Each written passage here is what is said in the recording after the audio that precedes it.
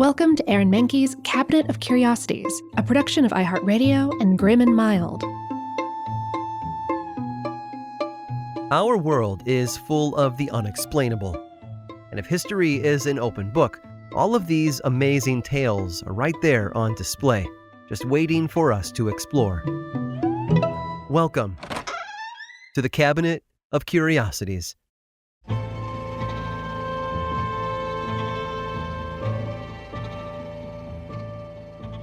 In Greek mythology, the fall of Icarus represents the dangers of overconfidence, also known as hubris. As the legend goes, Icarus and his father were imprisoned on the island of Crete. In an attempt to escape, they built 2 sets of wax wings, which would allow them to fly off the island towards freedom. At first, their journey was going smoothly, but Icarus got cocky. He rose higher and higher into the sky, flying so close to the sun that his wings melted. He fell into the ocean and drowned, a victim of his own hubris.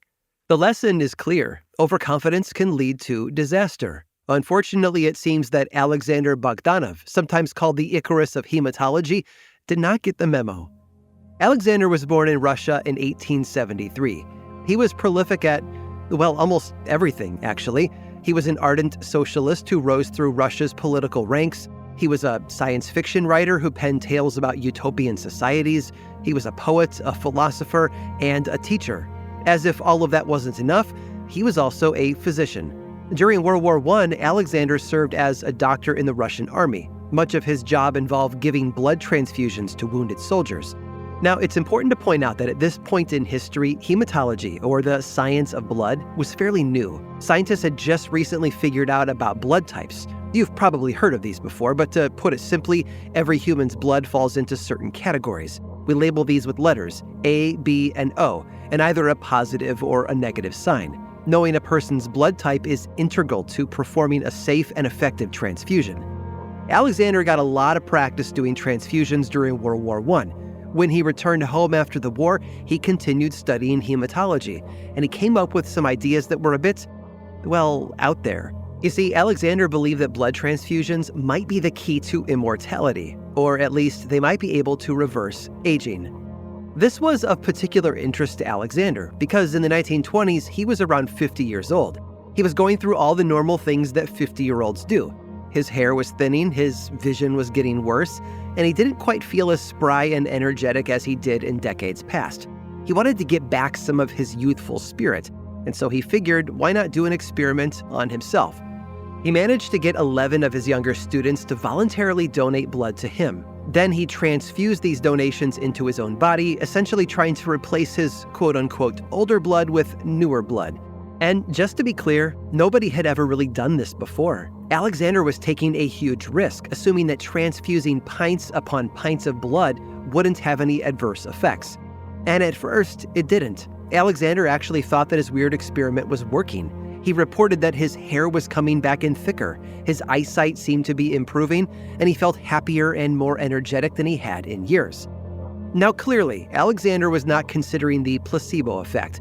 These supposed changes weren't quantifiable, they were just self-reported. Nevertheless, he was totally convinced, and so were many of his friends and students.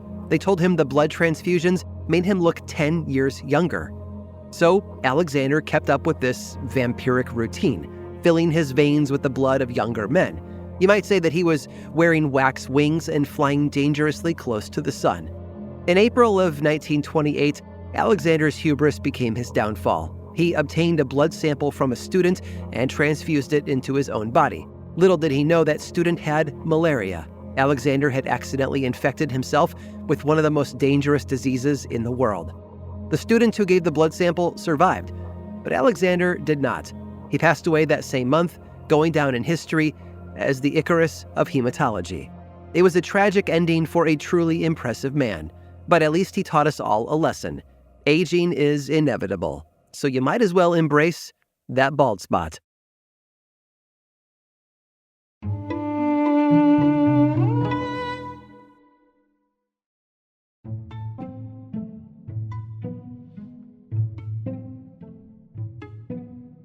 Every superhero has an origin story, right? Spider-Man got his powers when he was bitten by a radioactive arachnid. The Hulk's transformation was triggered by gamma rays, and the Flash gained super speed after being struck by lightning. When it comes to strange beginnings, though, James Harrison is different. That's because he's not a storybook character. He's a real man who's credited with saving over 2.4 million lives, and he got his superpower when he was just 14 years old. At the time, it was 1951, and James had just fallen ill with a severe respiratory condition. He was so sick that his parents rushed him to the hospital, where he underwent major chest surgery. He had to have one of his lungs completely removed.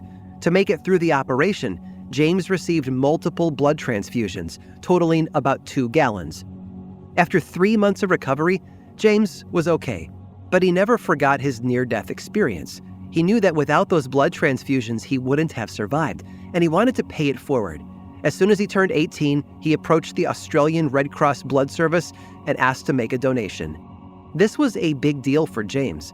Even after the surgery that he'd been through, he was scared of needles. He looked the other direction as the nurse stuck the sharp tip into his vein. He kept his eyes averted until a full pint of his blood had dripped into the donation bag, and the nurse replaced the needle with a Band-Aid. Shortly after, the Australian Red Cross Blood Service tested James's blood. This was standard procedure to make sure that the donation was safe to be given to a patient. But when they looked at James's blood, they realized something incredible. It was full of rare antibodies known as rhesus D immune globulin, or anti-D. Okay, this is where it gets a little complicated, so just stick with me here. You know how when we talk about blood types, we say that someone is positive or negative? What we're really saying is that someone's blood either does or does not contain a protein called rhesus. Our blood type is determined before we're even born. Now, when a person with rhesus negative blood is pregnant, the fetus might have the same blood type. In that case, everything is fine. However, sometimes the fetus can develop rhesus positive blood. This is called rhesus incompatibility. When it happens, the pregnant person's body can have an immune reaction that creates the antibodies known as anti-D. These target and attack the fetus's blood cells, which can lead to birth defects or even miscarriage. For most of human history, doctors didn't have any way to treat rhesus incompatibility. Tens of thousands of babies died from the disorder every year. And then, in the early 1960s, researchers learned that anti-D can be used to create a vaccine. It's kind of like how the flu shot works. Scientists can take the antibody, alter it slightly, and then inject it into the pregnant person's body. And then this stops the blood cells from attacking their babies. It's a great solution. The problem is, the only way to get anti-D is through blood donors, and it's incredibly rare. And that's where James Harrison comes in.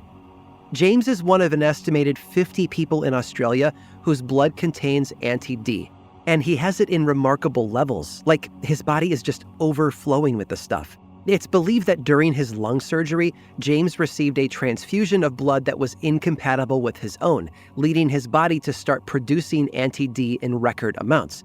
It's like a superhero origin story. A medical mistake gave a man life-saving powers. Beginning at 18 years old, James donated blood or plasma once a week. He sat down and turned his eyes away from the needle 1,173 times. He became known as the man with a golden arm. James retired from giving blood in 2018 at 81 years old. Doctors estimate that over the course of his 63-year career, he saved the lives of at least 2.4 million children. And if that isn't heroic, I don't know what is.